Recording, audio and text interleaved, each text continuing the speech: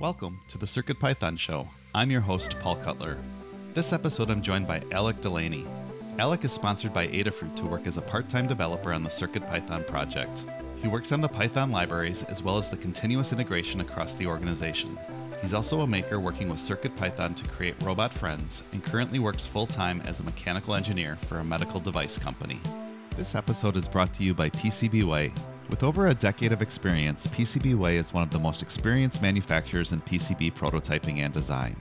Whether you're an engineer, student, or hobbyist, PCBWay offers a simple and fast prototyping service, and it's cost-effective at only $5 for 10 PCBs. And check out pyproject.toml, where PCBWay helps makers and hobbyists collaborate on their designs and projects. Make your design a reality and check out PCBWay.com for all your PCB needs. And they also now offer CNC machining and 3D printing services. Visit PCBWay.com for more information. Thanks to PCBWay for their sponsorship. Alec, welcome to the show. Thanks for having me. I'm glad you're here. Tell me how you got started with computers and electronics.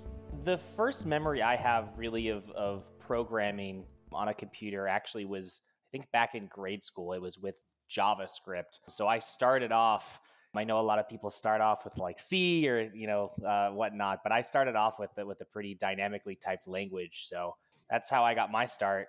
And then I went to school for engineering, but I actually went for mechanical. But one of the courses we had to take was a kind of like a programming course where we had MATLAB, which is a language used pretty much a lot by mechanical engineers and electrical.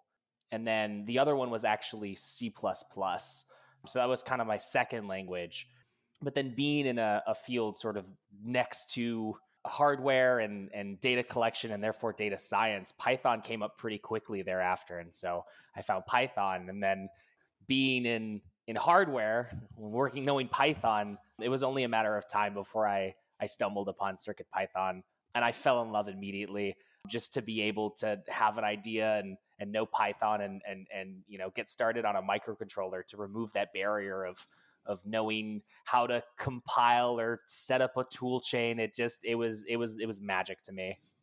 You're sponsored by Adafruit to work on continuous integration using GitHub Actions for a number of the CircuitPython repositories. For those that might not know, what is continuous integration or CI?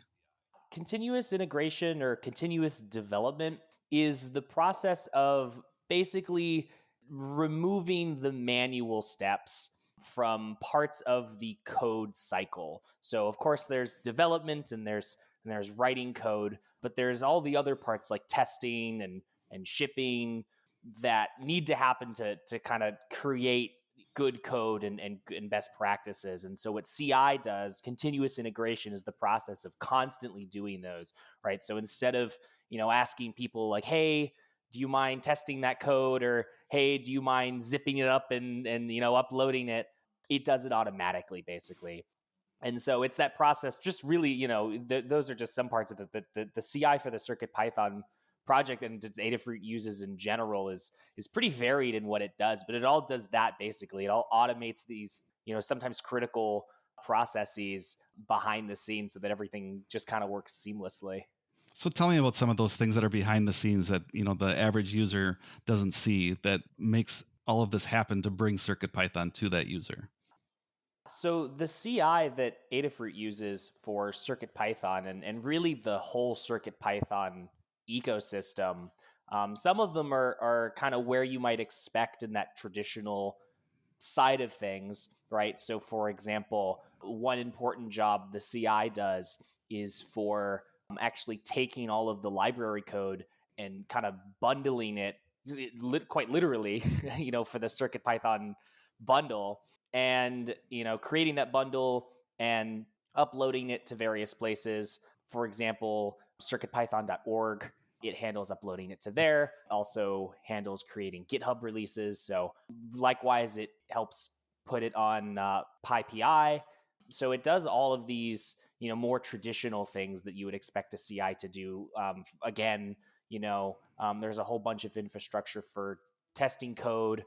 All the code comes whenever you create a library or submit a change to a library, all the formatters, a linter runs, all of these very traditional CI things. But what's really cool is that we actually use the CI for some for some other things that are, and I would say are pretty important, even if they aren't the most traditional use. For example, the weekly meeting that's held every Monday, the meeting notes for that are actually generated by the GitHub Actions CI, which is really cool because a lot of the stats we're reading, how many pull requests, how many milestones, who are our new contributors, right? That information is GitHub information. So we just were able to take that and run it through the CI and get that, almost natively, if you think about it, and then create this document and, and upload it to AWS. And so that whole process is completely automated. It's actually automated daily. So at any point you could see that information. We only read it once a week. But yeah, I think that part of the cool thing is that we use CI pretty regularly, pretty widespread across the whole project. How does the continuous integration make it easy for developers and or the users? Yeah, that's a great question. I would definitely say that, for sure, it's probably felt most palpably by developers or even just contributors in general, especially with those traditional things. One of the most important things as a developer when you're writing code is that, when you submit it for a pull request, other people are going to be looking at it. So you not only want to make sure that it's good code, but that other people can follow along. And so, of course, that means things like commenting and whatnot. But part of that, for example, is readability. So part of what the CI's job does across all the libraries is formatting, right? So we use Black. It is, if I remember correctly, the tagline is the unrelenting formatter. It pretty much standardizes what code will look like. If I ran Black on the same code as you, we should get the same thing. So what's great about that is that when I write code and other people are going to look at it, I can focus on really what it should be doing, right? I focus on, is it doing what it needs to do? And then kind of throughout the process, or even at the end as well, I can have all these automated tools run and say, okay, I'm going to move this over here. It seems more readable. Or I can have the linter say, oh, hey, I noticed you aren't using this variable. Like, we should remove it. And so I can focus on writing the code, and anyone who's contributing can do the same. I would say for the users, it's definitely the more, not fringe, but the other uses of that. When we talk about how people load code onto the Feather M4 Express, which can hold, I think it still can, all of the libraries. And so that's where the bundle comes in. That bundle is created by the CI. From the user's perspective, it's as easy as going to CircuitPython.org and just picking up this zip file. But behind the scenes, there's the infrastructure to make the zip file. And before that, there's infrastructure for making sure if someone updates one of the repositories that gets put in the bundle. And, you can go up the chain for a long ways from there. But, in the same way that CircuitPython makes, editing code really easy, the whole project and Adafruit in general uses CI to just make the whole development and user perspective a lot easier. And all of this is done using GitHub Actions? Yeah, for the CircuitPython project and Blink and related things, I know that GitHub Actions is used. I think before that they used Travis. That was a popular CI back in the day. Yeah, I think even the Arduino libraries still use it. But yeah, everything is pretty much all GitHub Actions, and that's its own ecosystem of cool tools and whatnot. One of the projects that's on my plate now is a lot of that has to be updated. So I am actively taking a look at that all over again. One of the other projects you're working on is moving packaging to use the pyproject.toml files. What are some of the challenges in moving to that system? So one of the biggest challenges of that is honestly just how to do it. The task is just one of those things where the task is really simple. A lot of the information is already there in what was setup.py. So the previous file that had all of the information for PyPI, and if you installed locally, how to do that. But moving that to a new file format is tricky because you can't just blanket copy things. So you can't just copy paste things, of course, but you also can't just use it's hard to use a template because some of that information is specific to those files. So some repositories, for example, have keywords so that if you're on PyPI, you can search for them. So those are specific to each file. The real challenge there was a blend of how do you use templates, and there are some tools like, if I remember correctly, format patch. So you can make a commit in one Git repository and Git can kind of try to apply it to other ones. And that's actually something Adabot does, which is really the mastermind developer tool for helping with some of these things. But it's hard to do that here because some of the things, you can't do that with keywords, for example. So it took a lot of manual tooling behind the scenes along with the CI to kind of create a hybrid solution that could, template these files and upload them. And then of course there's the whole tooling for getting it, checking it and making sure that everything went correctly. One of the classic failures is, and I still have to remind myself that they aren't the same, is there Python in the packaging world, there's modules, which are these like single files, and then packages, which are a folder of files. And from a user's perspective, they're entirely the same. But when you're writing these files, it's really important to tell the file which it is. And if you get it wrong, it may not be clear, and it sometimes even slip through the CI. So, how do you check things that sometimes can silently fail? So it was all around just a conglomerate or a conglomeration of different problems with unique solutions. So it was definitely one of my favorite little tidbit challenges so far. What are the benefits to using pyproject.toml instead of setup.py? So pyproject.toml is a configuration file for pip.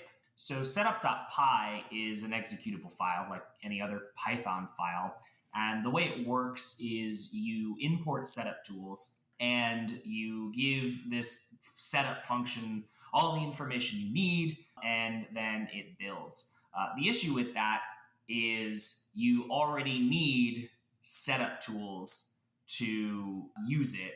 And so it kind of creates this chicken and egg problem where you need setup tools to call that setup function, which in turn has a setting in it that you can tell it what dependencies you need. But in order to do that, you already need it. And so that was the major problem that moving away from setup.py to pyproject.toml solves.